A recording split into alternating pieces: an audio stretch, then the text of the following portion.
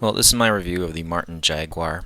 The cost that when I purchased it was around $220. It has an aluminum riser, wood and fiberglass laminate limbs, and right now I put on my own 8125 BCY string, 16 to 18 strands with 400 nylon servings.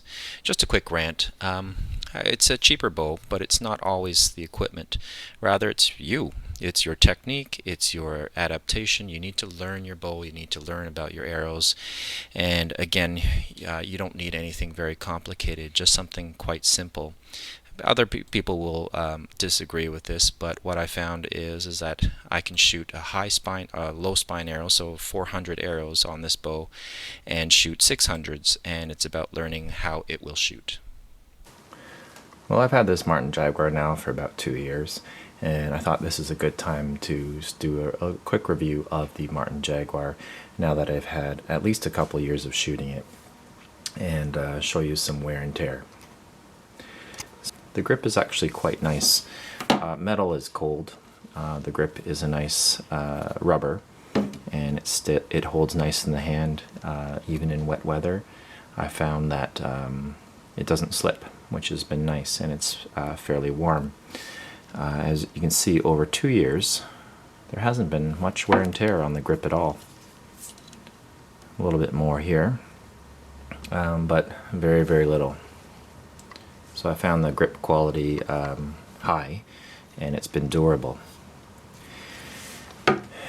The rest, people have complained a lot about this rest. It's just a very, very basic rest.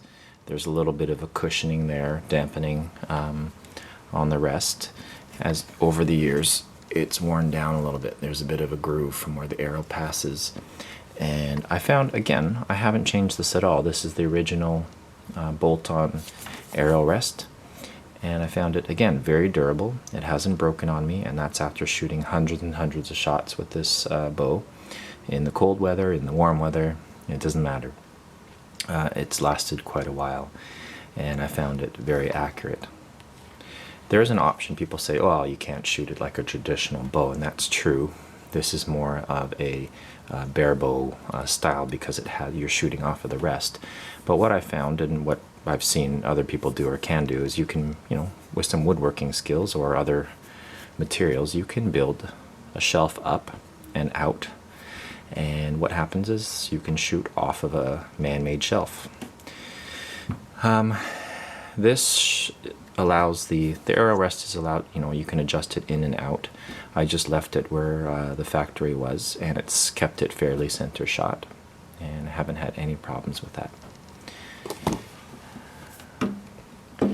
The other thing is, here are the retaining nut and the bolt that goes through.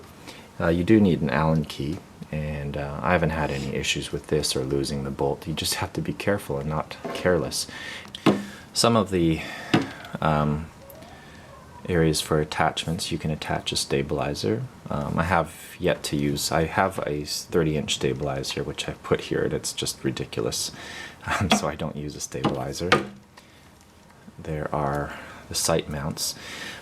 I do have, it's broken right now, but I do have a sight. This is a Cobra buckhead sight and 3-pin sight, and I have mounted it here, and it's been actually fine. I've used it a little bit, and I'm quite pleased with the sight mounts. There's no issues there. And that's it for attachments that you can put. Okay, and the limbs. I've heard some varying reviews on the limbs. These are my original limbs. I started off with 30-pound limbs.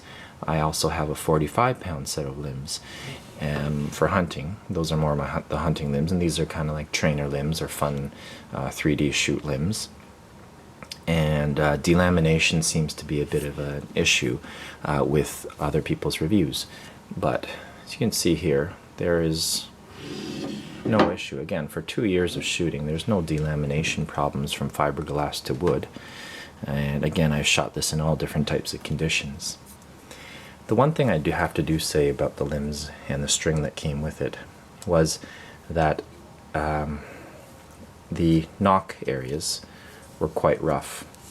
And this isn't a string that I've made, but the original string that came with it, the nocks were the serving would wear down extremely quick. So in the first month, the string that came with the bow pretty much wore down almost to the string fiber itself. The servings wore down. So what I had to use was a chainsaw file to smooth out the nocks, and otherwise, because there were a lot of rough edges there. So that's what I recommend, is using a chainsaw file to smooth out the nocks. The string that came with it, it seemed fine, other than the fact that the serving got torn apart there. Okay, now the other issue here is that I think the manufacturer's brace height is, I think, up to about 7, maximum brace height is up to 7 inches. However, I found that with that setting, it was quite loud. I don't have any string silencers on my bow, which may help to decrease the vibration and the noise, but I found that was not necessary. Increasing the brace height, and I don't know if you can see this that well, but it's around 7.5 inches for my brace height. There it is, just under 7.5 inches, and I found that gave a good balance to the bow, gave a good, nice quiet shot to the bow. We go.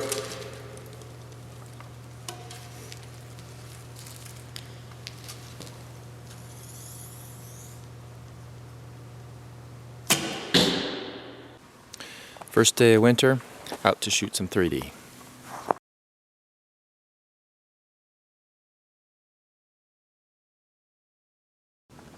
I see a deer type thing.